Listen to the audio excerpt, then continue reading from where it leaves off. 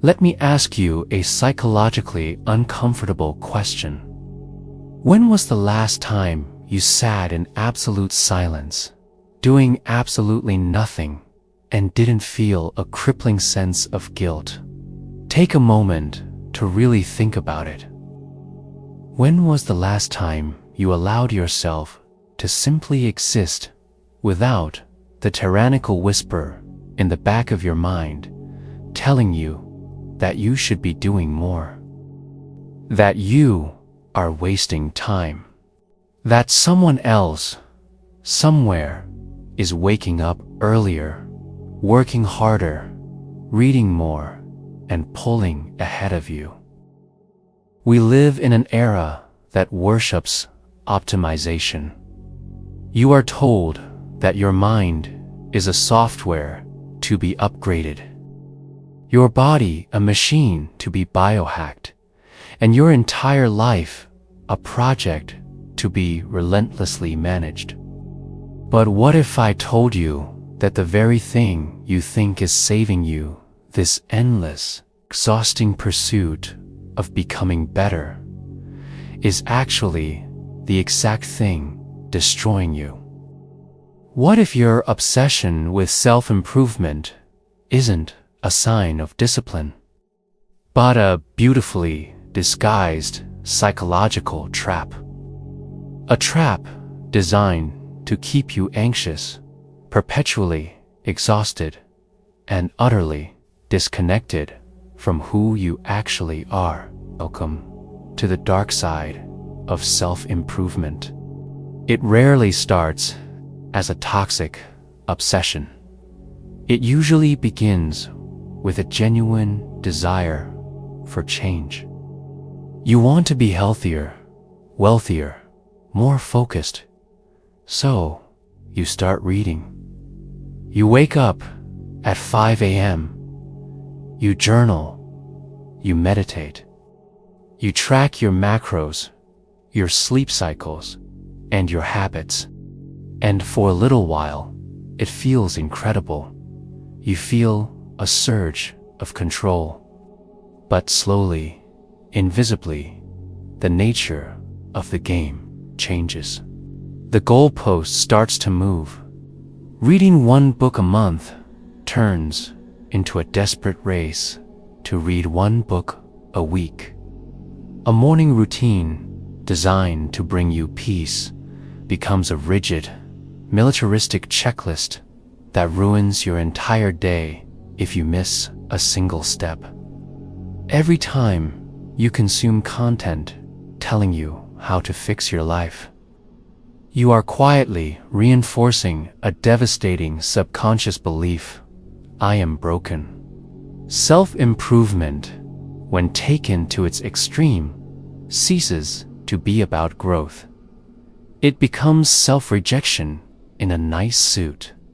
It becomes a socially acceptable way to hate yourself. Think about the emotional weight you are carrying right now. You live in a state of perpetual comparison.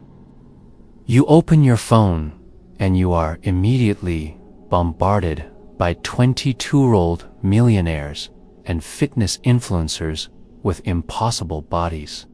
You watch their hyper-edited videos and a cold, sinking feeling hits your stomach. I am falling behind. This breeds productivity addiction. You no longer know how to rest.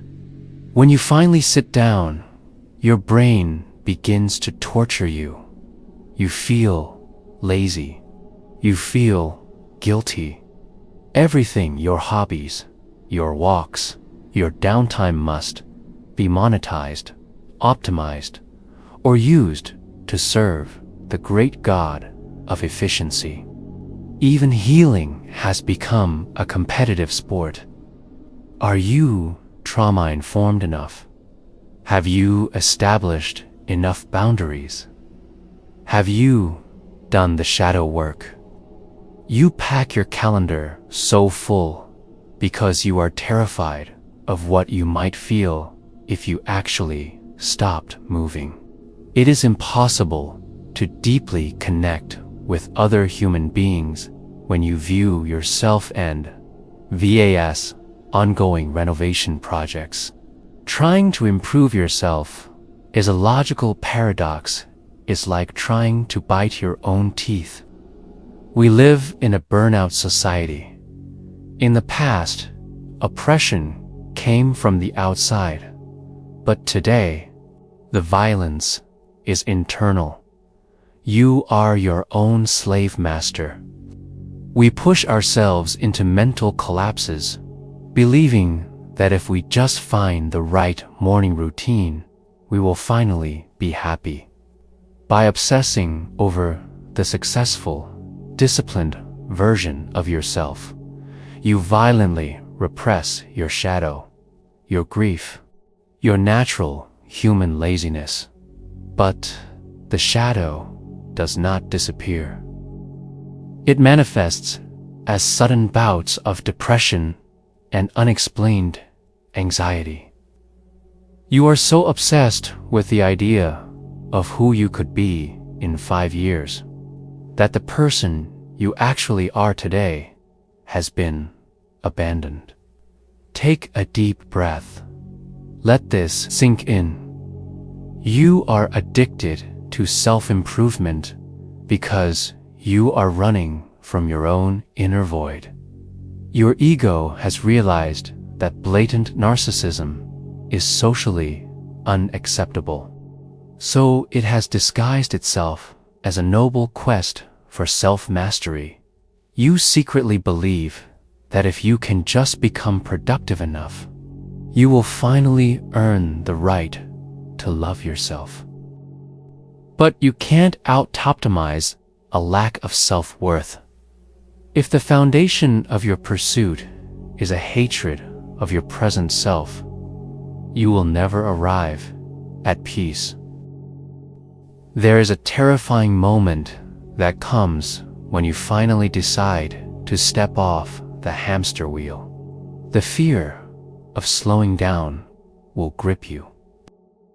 The ultimate act of rebellion in a world that demands constant optimization is to simply declare, I am already enough. You must stop treating yourself like a broken machine that needs to be fixed and start treating yourself like a human being that needs to be experienced. Drop the heavy armor of potential. Forgive yourself for not being a superhuman. The war against yourself is over, but only if you choose to lay down your weapons.